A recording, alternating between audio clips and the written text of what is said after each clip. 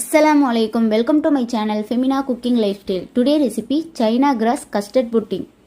இந்த இஃப்தாருக்கு super recipe. வாங்க எப்படி செய்யறதுன்னு பார்க்கலாம். 10 கிராம் கடல் பாசி எடுத்திருக்கேன். அது ஒரு 5 மினிட்ஸ் இந்த மாதிரி தண்ணியில் ஊற வச்சுக்கலாம். அப்புறம் 1/2 லிட்டர் பால் எடுத்திருக்கேன். பால் வந்து நல்லா சூடு பண்ணி ஒரு தாட்டி நல்லா பொங்கி வரட்டும். கொஞ்சமாக வந்து ஒரு 1/4 கிளாஸ் வர அளவுக்கு பால் தனியாக எடுத்து வச்சுக்கோங்க. அப்புறம் ஒரு பாத்திரத்தில் தண்ணி வச்சுக்கிறேன். தண்ணி நல்லா சூடானதுக்கப்புறம் ஒரு 2 கிளாஸ் தண்ணி நல்லா சூடானதுக்கப்புறம் நம்ம வந்து கடல் பாசியை எடுத்து அதில் நல்லா கொதிக்க விட்டுறலாம். கடல் பாசி நல்லாவே கரையட்டும். அப்புறம் பால் வந்து இந்த மாதிரி கொதிக்கிற டைமில் நான் வந்து 1/4 கப் வந்து சுகர் எடுத்துக்கிறேன். உங்களுக்கு எந்த அளவுக்கு சுகர் வேணுமோ நீங்கள் அந்த அளவுக்கு சேர்த்துக்கலாம். நான் கஸ்டர்ட் பவுடர் எடுத்திருக்கேன், வெண்ணிலா கஸ்டர்ட் பவுடர் எடுத்திருக்கேன். இப்போ வந்து நான் இதில் 2 ஸ்பூன் வந்து நம்ம தனியாக எடுத்து வச்ச பாலில் நம்ம சேர்த்துக்கலாம். சேர்த்துட்டு லன்ஸ் இல்லாமல் நல்லா மிக்ஸ் பண்ணி விட்டுக்கோங்க. இப்போ கொதிச்சிட்டு இருக்க பாலில் வந்து நம்ம வந்து கஸ்டர்ட் மிக்ஸை வந்து சேர்த்துடலாம். இது உடனே கட்டி பிடிக்கும், அதனால் கைவிடாமல் நல்லா மிக்ஸ் பண்ணி விட்டுருங்க. இப்போது நான் கலருக்காக சாஃப்ரான் சேர்த்துக்கிறேன். இது டோட்டலி ஆப்ஷனல் தான். நீங்கள் வந்து ஃபுட் கலர் கூட சேர்த்துக்கலாம், இல்லைனா நீங்கள் அப்படியே கூட நீங்கள் சாப்பிட்லாம். கொஞ்சம் எல்லோயிஸாக இருக்கிறதுக்காக நான் சாஃப்ரான் சேர்த்துருக்கேன்.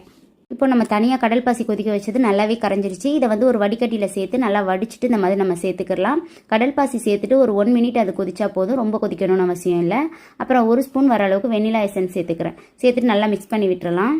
இப்போ ஒரு பவுல் எடுத்துகிட்டு நம்ம கஸ்டர்ட் எல்லாத்தையும் வந்து இதில் சேர்த்துக்கலாம். நான் 3/4 வாசி அளவுக்கு இதில் சேர்த்துக்கிறேன். சேர்த்துட்டு எனக்கு வந்து இன்னும் கொஞ்சம் மிச்சம் இருந்தது. இந்த மாதிரி நான் வந்து கப் கேக் ட்ரே இருந்தது, அதில் நான் அந்த மாதிரி சேர்த்துக்கிறேன். என்னோட குட்டீஸ் வந்து கொஞ்சம் அட்ராக்ட் ஆகிறதுக்காக நான் இந்த மாதிரி சேர்த்துக்கிறேன். நீங்கள் நார்மலாக பவுல் இருந்துச்சு உங்ககிட்ட என்ன இருக்கோ நீங்கள் அதில் சேர்த்துக்கலாம். இப்போ கஸ்டர்ட் புட்டிங் வந்து ஒரு 2 ஹவர்ஸ் ஆகுது ஃப்ரீசரில் இருக்கணும். கண்டிப்பாக வச்சு எடுத்துக்கோங்க, அப்போ தான் நம்மளுக்கு நல்லாவே செட் ஆகி வரும். நான் பாதாம் எடுத்திருக்கேன். பாதாமை குட்டி குட்டியாக கட் பண்ணிவிட்டு இந்த மாதிரி நான் சேர்த்துக்கிறேன். உங்ககிட்ட என்ன நட்ஸ் இருக்கோ நீங்கள் சேர்த்துக்கலாம். மேலே நான் சாஃப்ரான் லைட்டாக நான் தூவி விட்டுருக்கேன். அவ்வளோதான். இப்போ நம்ம பீஸ் போட்டுடலாம்.